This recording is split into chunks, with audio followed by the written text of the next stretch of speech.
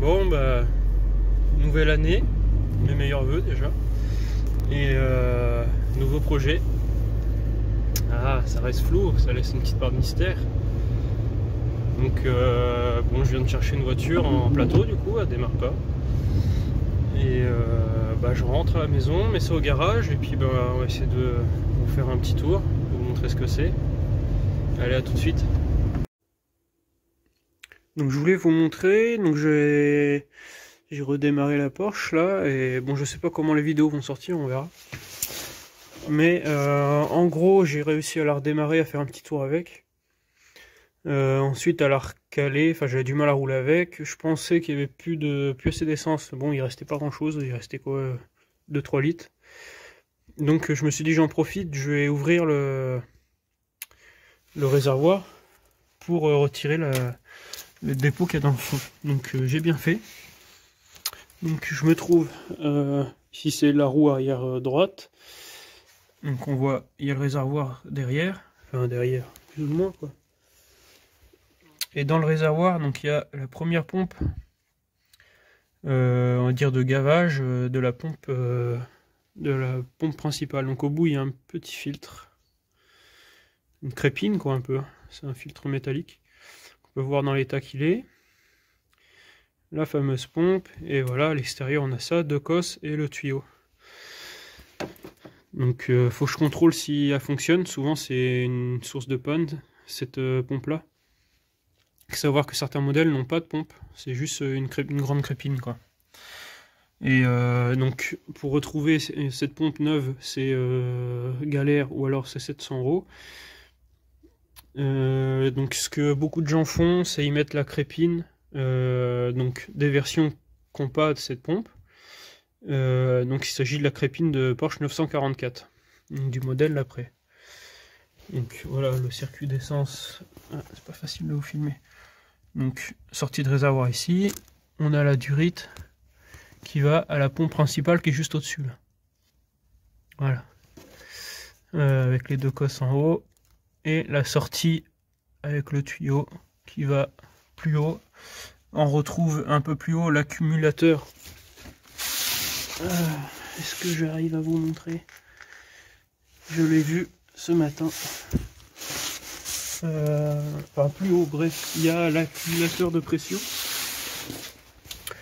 qui évite les à-coups dans le système en fait. Et donc voilà, bref, je voulais vous montrer un peu la saleté qu'on peut retrouver. Donc là ce qui est bien c'est que le réservoir, donc il a un point bas juste ici en fait, c'est juste cette zone là, voilà, on la voit bien. Donc toute la cochonnerie est censée être là. Bon, donc pour vous filmer un peu l'intérieur, donc là je l'ai vidé, je suis en train de le vider quoi. Voilà, qu'on voit c'est encore de la cochonnerie dedans. Donc c'est de la rouille en fait, principalement. La rouille du réservoir certainement. Enfin certainement, ça peut venir que de là. Et puis sûrement des dépôts au fil des années quoi. Forcément 40 ans après. Donc voilà, je voulais vous montrer un peu ça, comment je procède. Donc, mon but c'est de faire tourner la voiture correctement. Donc je commence par nettoyer le réservoir. Et ensuite on verra le circuit d'essence. Petit à petit, donc je sais que la pompe est récente, j'ai une facture. Le filtre essence qui est dans le compartiment moteur, il est récent aussi, il y a la date dessus. Et tout à l'heure, ouais, j'ai pu circuler, j'ai pu faire un petit tour avec, ça a dégrippé un peu les freins d'ailleurs. Donc là, le but c'est soit elle fonctionne encore, et donc je la nettoie, je la remonte. Je remets de l'essence propre, je recircule un peu avec. Enfin, circule. C'est juste un petit tour, hein, histoire de, voilà, de voir un peu l'état de la voiture.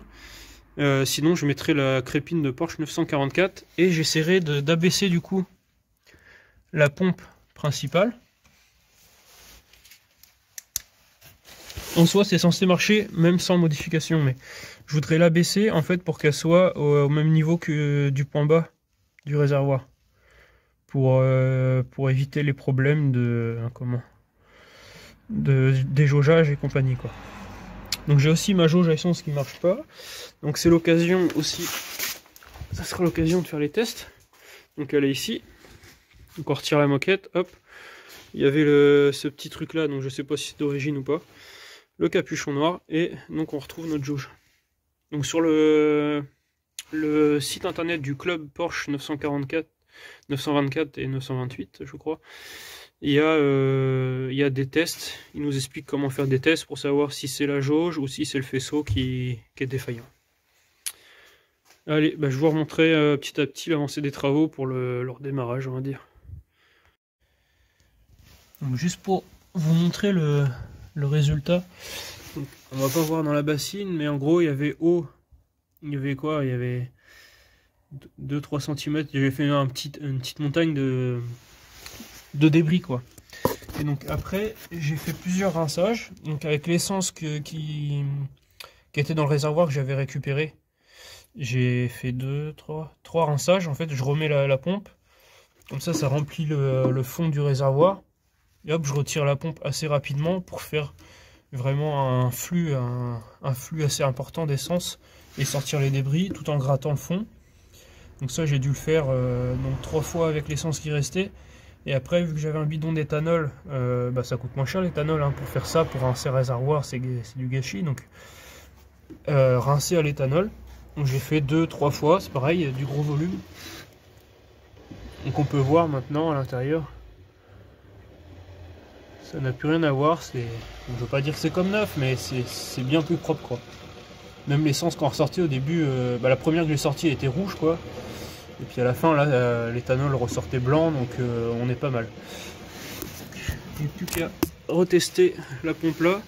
Donc du plus, 12 volts, et puis c'est bon.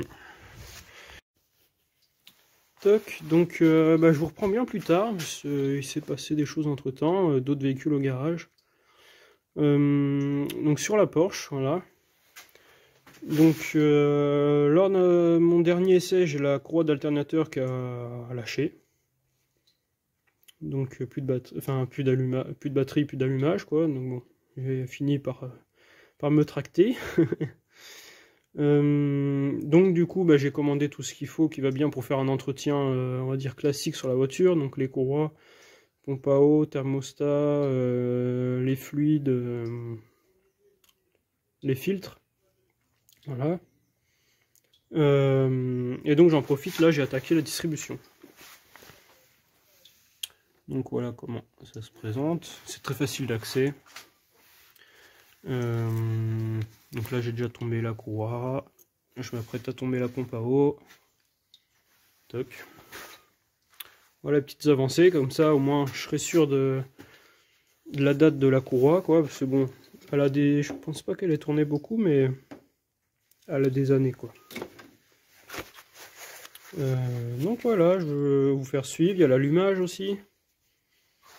Je vais vous faire suivre un peu l'entretien quoi, et puis après on va essayer de faire en sorte qu'elle tourne normalement quoi. J'ai toujours mon petit problème de démarrage, donc on va essayer de résoudre ça. Toc, donc voilà la nouvelle pompe à eau.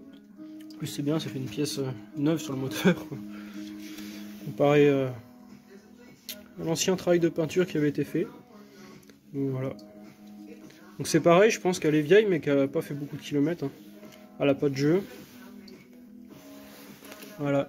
Donc hop, on remonte tout ça. La distrie. Le thermostat là-haut, il n'y en avait pas. Bon, moi j'en ai commandé un, je vais le mettre. On verra si elle chauffe ou pas. Hop, et puis voilà, je remonte. Toc, donc un peu d'avancement, là, la pompe à eau est remontée, la courroie aussi, avec son tourneur tout neuf, le goujon tout neuf. Voilà.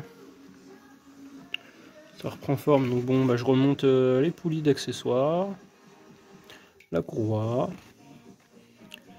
Et puis après je pense démonter et nettoyer la vanne Vure. Donc qui est je sais plus où, là-dessous, là-bas. Oh, vous voyez rien. Voilà. Le boîtier qu'on voit là. Qui gère la pression d'essence en fonction de la température. Beaucoup de personnes qui l'ont démonté, nettoyé, et après ils n'ont plus eu de problème. Donc bon, on va en faire autant. Et puis après j'essaierai de redémarrer. Alors petit update sur la situation du coup, de la rénovation, de la remise en route. Donc voilà, tout ce qui est accessoire a été remonté. Je l'avais remise en route comme ça.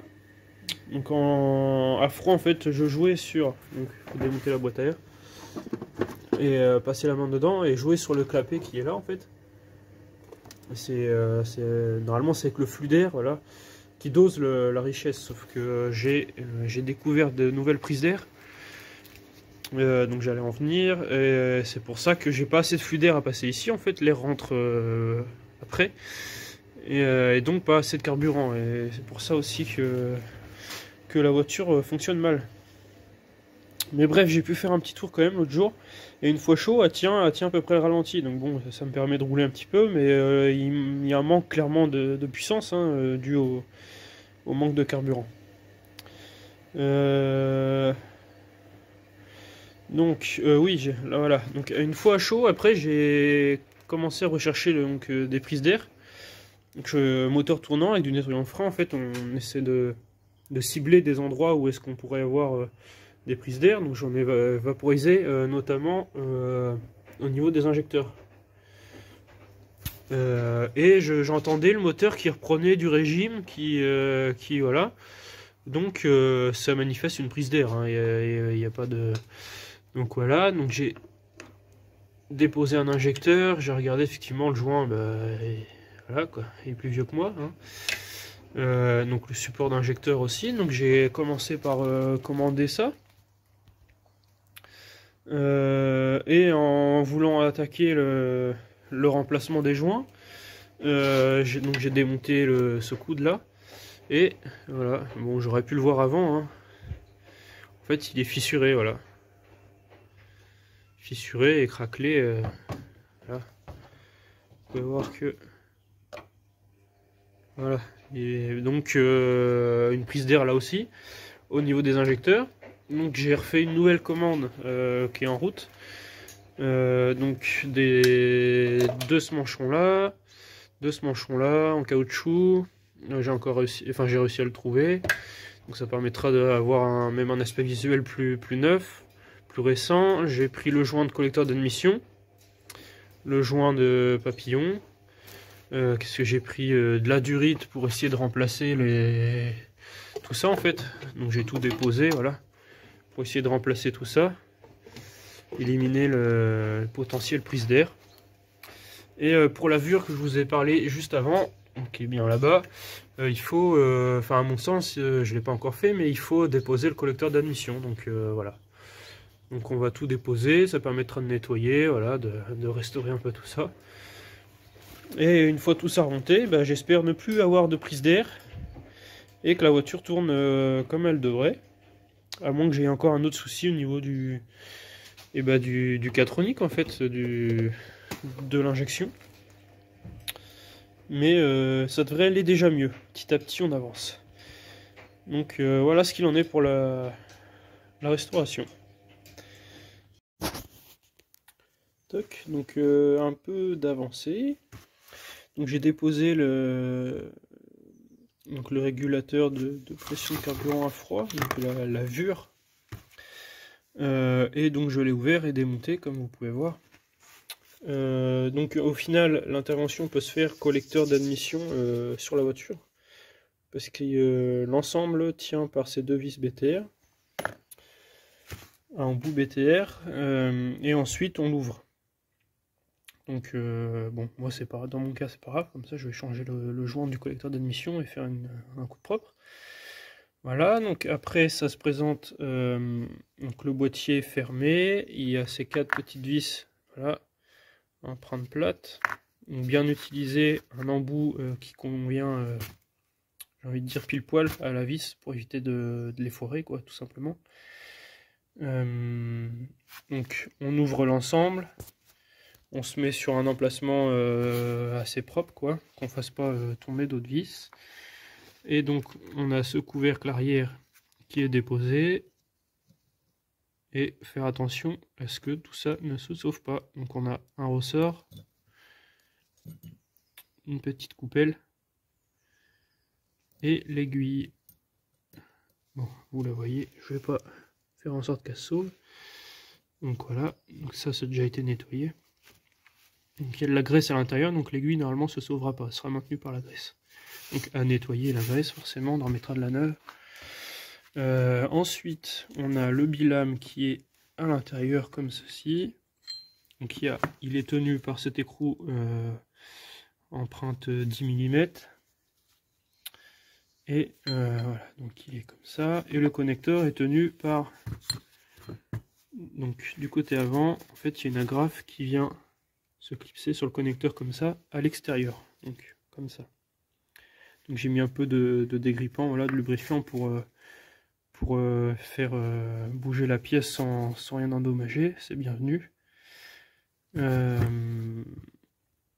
Et donc après il y a aussi un joint pour l'étanchéité à l'intérieur, ce petit joint orange, voilà. Pour ceux qui se demanderaient comment ça se passe. Et donc le fameux bilame, le ressort qui pose par là. Et j'ai ensuite continué aussi le démontage. Donc au fond, en fait, il y a cette petite plaque. Donc vu que vous voyez dans l'état que c'était, moi, il y a un peu de corrosion, tout ça, donc j'ai préféré la démonter. Il y a ces 4 petites vis. Donc là, c'est pareil, l'empreinte, elle est encore plus fragile. Il faut vraiment l'embout pile poil. Moi, je l'ai tapoté un peu pour la décoller. Voilà. Donc les 4 vis, il y a un couvercle. Donc ça, c'est face intérieure. Voilà. C'est comme ça.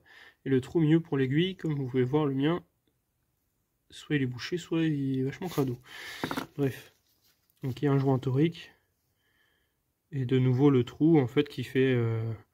avec l'aiguille, ça forme une vanne, quoi, qui laisse passer plus ou moins le carburant. Et donc de ce côté-là, on voit que dans le fond, il y a un tamis. Et dans mon cas, j'avais plein de petits morceaux de rouille comme ça, comme ce que j'ai retrouvé dans mon réservoir. Donc voilà, ça vous montre aussi que faire ça sans nettoyer votre réservoir, ça n'a pas grand sens parce que vous allez repolluer la vanne et tout le reste du système après. Donc il faut commencer par la base, le réservoir, la crépine comme on a vu, la pompe à carburant, le filtre, voilà quoi, les durites éventuellement. Donc je vais nettoyer tout ça. J'ai commandé un kit de réparation qui est composé de visseries et de joints tout simplement sur YTP. Donc il est en route. Je sais pas si ce petit tamis s'il se démonte pour le nettoyer. Sinon je vais le baigner dans le nettoyant frein un peu, puis ça va aller. Brosser tout ça avec une brosse douce, c'est pareil, les brosses métalliques. Donc là je l'ai brossé un peu, vous pouvez voir. Les brosses métalliques, essayez de prendre de la brosse assez douce quoi. Elle est dorée généralement, elle est un peu plus douce pour éviter d'attaquer l'aluminium. Donc voilà le petit topo sur la vure. Je vous montrerai le remontage avec les pièces neuves. Et donc j'avais bien un souci là aussi à ce niveau là quoi. Voilà. Toc. Donc voilà un peu le nettoyage que j'ai pu effectuer de la culasse, donc simplement en brossant avec une brosse métallique. J'ai également remplacé les supports d'injecteurs comme vous pouvez voir. Voilà, c'est des pièces comme ça. Empreinte 6 pans 12 mm. Bon, il n'y en a qu'un seul en fait, que je vous montre celui-là, parce qu'il n'y en a qu'un seul qui est venu entièrement, les autres ont été collés dedans. Donc avec un petit tournevis plat, et enfin non, je les ai d'abord percés pour éliminer le plus gros, donc c'était un forêt de 14. Faut pas aller trop loin parce que vu que c'est de l'alu, on creuse vite. J'ai du chiffon dans les conduits au fond pour boucher et l'aspirateur en même temps. Percé, puis après avec un tournevis plat et un marteau, je les ai fendus en fait. Puis après ils seront rétractés à l'intérieur et puis j'ai pu les sortir avec une petite pince, voilà. J'avais mis du dégrippant un peu avant pour essayer de les sortir. Bon j'en ai sorti qu'un, les autres ils sont en kit. J'ai brossé aussi les conduits d'admission, là il y avait un peu de dépôt. Ça fait plaisir, c'est tout propre. La culasse c'est pareil. Ça revient bien, hein, c'est magique l'alu. Bon, le bloc, comme vous pouvez voir, il faudrait les sortir et le repeindre, hein, mais bon. On verra ça plus tard. Le but c'est de la remettre en route. Donc ça c'est prêt. Après j'aurai les fameux joints d'injecteur. Voilà, les joints toriques. Donc comment savoir si vous avez besoin de faire ça? Et bien quand c'est en place, moi j'avais... Enfin tous avaient du jeu en fait. Ils avaient plus ou moins de jeu dans leur support. Et puis si vous avez... si vous pouvez faire le test aussi moteur tournant, comme j'ai déjà dit, avec du nettoyant frein, pulvériser un petit peu une petite pichenette en visant bien le joint en fait autour de l'injecteur. Et si vous entendez le moteur prendre du régime ou quoi que ce soit, qu'il y ait un changement juste au moment où vous mettez du nettoyant, c'est qu'il y a une prise d'air. Donc voilà, je conseille de changer le support et le joint torique. Voilà, donc j'ai les joints toriques aussi à remplacer, je ferai ça en montage. Donc j'ai trouvé les pièces, je pense que c'est intéressant de communiquer là où je trouve les pièces, vu que c'est plus ou moins compliqué. Sur YTP aussi, avec des prix corrects. Donc voilà, j'ai aussi mon collecteur d'admission qui attend d'être nettoyé. Vous pouvez voir l'emplacement de la vure. Donc en fait il n'y a pas de perçage, hein, c'est pas y avoir de prise d'air à ce niveau là, c'est juste posé contre, donc ça prend la température comme ça. L'injecteur de démarrage qui sera aussi déposé, puis je vais refaire un joint neuf. Le joint de papillon aussi, donc je vais tout démonter, brosser, voilà, puis ça sera tout neuf. Donc un peu de remontage, voilà, j'ai remonté le papillon. Le joint, mais du coup je l'ai fabriqué moi-même parce que il est plus dispo, enfin il était plus dispo. Pareil pour le joint d'injecteur de démarrage. Donc j'ai acheté des emporte-pièces à frapper et du papier à joint, quoi. Voilà, on trouve sur les grands sites comme Amazon, il y a ça, quoi. Donc j'ai déposé mes joints d'injecteur, voilà, qui vont dans la petite gorge là. Ils étaient plus que secs en fait, hein, il n'y a plus du tout de souplesse dans le caoutchouc. Voilà, donc j'ai reçu tout ce qu'il me faut. J'ai ma petite vure là qui est prête à être montée. J'ai le sachet, voilà, le kit réflexion de chez YTP, Young Timer Part. Donc je vais refermer ça, remonter la vure et puis après tout va s'enchaîner assez vite. Voilà, donc mes joints d'injecteur tout neuf. Et puis voilà. Bon bah voilà, tout est remonté, je me suis laissé un peu emporter. Qu'est-ce que j'ai à vous dire, donc on se retrouve avec les deux manchons en caoutchouc neufs, les colliers pour la plupart neufs, ou alors bien nettoyés, dégrippés on va dire. Les durites, donc celle-ci, celle-là, en fait j'ai tout démonté, même celle-ci. Je les ai frottées avec un chiffon un peu gras, huileux. Elles sont venues propres, elles sont encore assez molles, donc et non pas craquantes on va dire. Donc c'est tout bon. La vure elle est remontée là-bas derrière, avec des banjos et puis des joints en cuivre tout neufs. Oui c'est pareil, tout est rebranché. Les tuyaux sont revenus à leur place. Il n'y a que le tuyau des vapeurs d'huile que j'ai pas réussi à récupérer, qui était vraiment craqué de chez craqué. Donc j'ai pris un tuyau de silicone que j'avais, voilà en dessous, pour faire à la place, avec des colliers neufs. Là c'est propre, voilà. Bon bah il n'y a plus qu'à essayer de démarrer. Je pense qu'il va se passer quelques tours moteur avant que ça prenne, tant que l'essence remplisse les durites. Et puis voilà, en espérant que tout est résolu.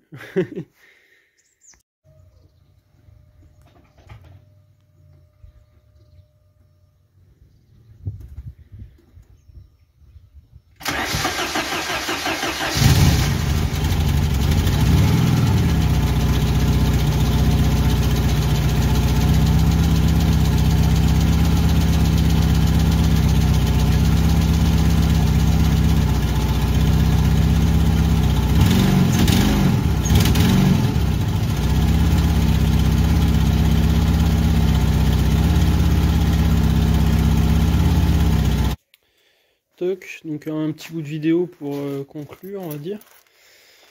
et faire le point. Donc vous avez vu, elle a carrément bien démarré même si tous les tuyaux d'essence étaient un peu désamorcés, tout ça, elle est vite partie. Que dire d'autre? Bah, je l'ai laissé tourner un peu. Après, je suis allé faire un tour, mais je trouvais qu'elle manquait toujours autant de puissance, mais quasiment autant qu'avant, quoi. Qu'il n'y avait quasiment pas d'amélioration. Si ce n'est qu'elle tourne bien rond au ralenti, comme vous avez vu. Bon, bah, je pensais que c'était dû à ça, vu qu'avec les prises d'air, bah, le clapet se soulevait moins, et voilà, quoi, qu'il y avait moins d'essence. En fait, non. Et après, je me suis dit, bah, est-ce que j'aurais pas, parce que j'ai pas de raté en fait, que ça soit ralenti ou quoi, elle tournerait sur 2 ou 3 cylindres, on l'entendrait. Que là, non, ça tourne rond. Donc j'ai touché au, je me suis dit, tiens, on va essayer au distributeur d'allumage. Donc en desserrant la vis là qui tient en fait, c'est un Y comme ça qui vient appuyer sur le distributeur, donc je desserre là et donc je l'ai tourné un peu au début, je ne savais pas trop, je l'ai revissé, hop, j'ai été réessayé, c'était mieux. Je fais bon, bah je vais continuer d'essayer de peaufiner le réglage. Donc moteur tournant, on le tient à la main, il bouge quasiment pas, enfin, il bouge pas, hein, il va pas se mettre à tourner sur lui-même, hein, faut pas avoir peur. On le tient d'une main, on dévisse de l'autre, et je l'ai fait pivoter d'un sens. Je perdais du régime, j'ai pivoté dans l'autre sens, donc comme ça, hein, pour ceux qui veulent faire sur la voiture là, comme ça. Donc anti-horaire depuis le haut. Je pense que ça ajoute de l'avance pour le coup. Et jusqu'à un moment où on entend qu'il pétarde, il a des ratés. Donc je l'ai fait en plusieurs fois tout ça. J'ai fait plusieurs essais. Donc j'ai été au moment où il pétardait et j'ai reculé juste un poil. J'ai fait un essai. J'ai fait ouais, bof. Et quand je l'avançais, le moteur prenait du régime au ralenti. Donc j'ai trouvé ça curieux.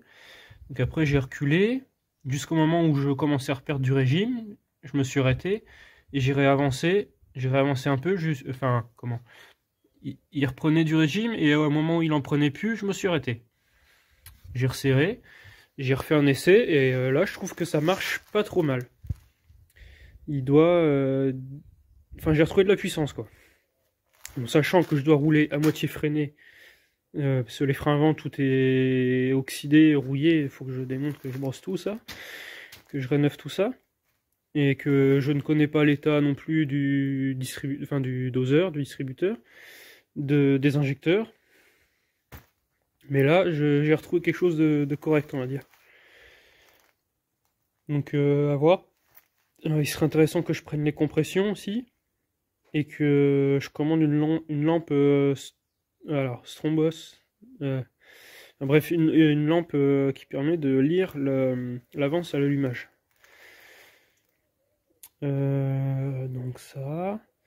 Ce qui est casse-pied aussi, c'est quand je roule, j'ai le haillon qui se lève tous les 500 mètres, donc il faut que je voie ça, de régler les crochets, les fermetures du haillon. Et bah sinon voilà, pour cette première partie de remise en route, je pense qu'on est bien.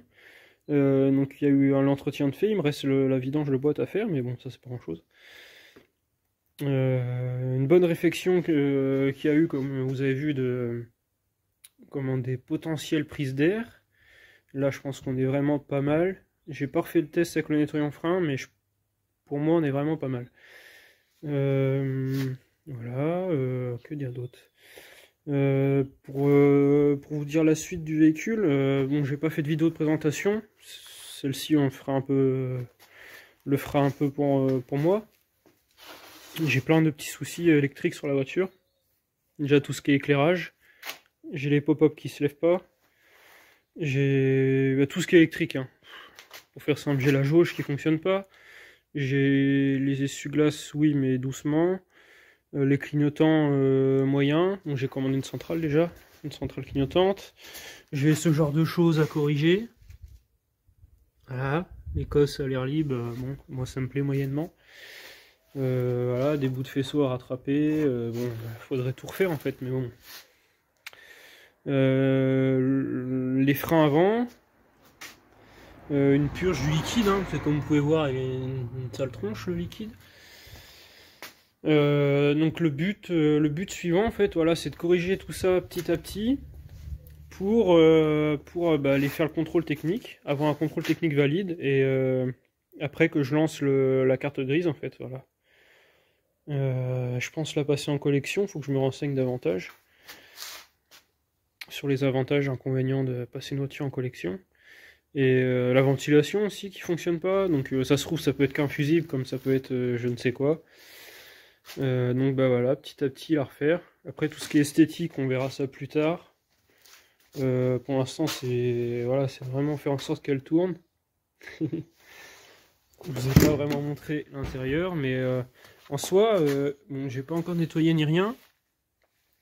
J'ai les deux sièges à faire refaire. Bon, celui-là, il peut encore aller, il est juste décousu là. Mais l'autre, l'autre, voilà, il est malade. Il a vécu. Sinon, l'intérieur est plutôt propre. Les panneaux de porte sont propres. Le tableau de bord qui est fissuré, forcément. Hein, c'est la maladie. Voilà, le volant qui est propre. Et par la suite, j'aimerais bien mettre un Momo un peu style d'époque, quoi. Voilà pour l'intérieur, déjà un bon nettoyage, une bonne rénovation, faut que je refixe la banquette arrière. Donc c'est pas le même tissu, enfin je suis pas sûr. Bon, d'après ce que j'ai entendu, il y a peut-être les sièges qui ont été changés avant que j'achète la voiture. Bon, faut que je revoie tout ça. Voilà, la fermeture du haillon, ça c'est une priorité pour continuer à faire des petits tours. Le ciel de toit, et ben, il est presque parfait. Donc c'est pour ça en fait, il n'y a pas tant de choses que ça à... Enfin comment, l'habitacle est propre quand même. Donc bon, il y a plein de petites choses à corriger, mais ça va. C'est pas non plus... c'est une bonne base, je pense. Et par la suite, ouais, donc la voiture dû être peinte, mais pas comme il faut. Donc puis j'ai... au soleil, on voit, j'ai une différence de couleur entre la porte et la carrosserie. Puis voilà, bah après révision complète de la voiture, mais là le but prochain c'est vraiment de corriger les petits défauts, passer le contrôle technique, avoir la carte grise, être en règle, et puis bah, pouvoir rouler quoi, tout simplement. En toute légalité je veux dire. Et bah à une prochaine, j'espère que le modèle donc, de la Porsche 924 peut plaire. Je garde les vidéos en français. Parce que il y a beaucoup de tutos sur ces voitures là, mais généralement c'est en anglais. Donc bon, étant français c'est plus facile déjà pour moi, et puis bah voilà, ça apporte quand même du contenu à YouTube au lieu de se répéter qu'il y a 4 personnes qui disent la même chose. Là on l'a en français. Si vous avez des questions, un petit commentaire, pas de souci. Si vous avez une 924 ou autre, hein, et que vous avez, comment vous n'êtes pas forcément mécanicien ou quoi, ou vous voulez faire tout simplement la prestation, sachez que je suis dès à présent auto-entrepreneur. Et donc pour la majeure partie du temps je suis occupé. Enfin je veux dire ma semaine est occupée, mais je peux prendre des véhicules à côté. Donc si vous avez besoin, je sais pas, une réfection dure comme j'ai pu vous montrer, une recherche de prise d'air, de la maintenance générale, on va dire, un entretien, un check-up, voilà quoi. Enfin, vous voyez dans mes vidéos ce que je sais faire. Voilà, vous pouvez me contacter, donc soit en me laissant un petit commentaire, j'essaierai de vous répondre, ou je pense j'ai l'adresse mail du garage du coup. J'essaierai de la mettre en description ou sur mon profil YouTube. Et sinon sur Instagram, c'est pareil, GCR car. Et vous pouvez m'envoyer des messages sans souci pour me poser des petites questions. Il y a déjà quelques-uns d'entre vous qui m'ont déjà contacté. Donc voilà, ça sera avec plaisir de travailler sur des belles anciennes comme ça. Et ben merci, à une prochaine.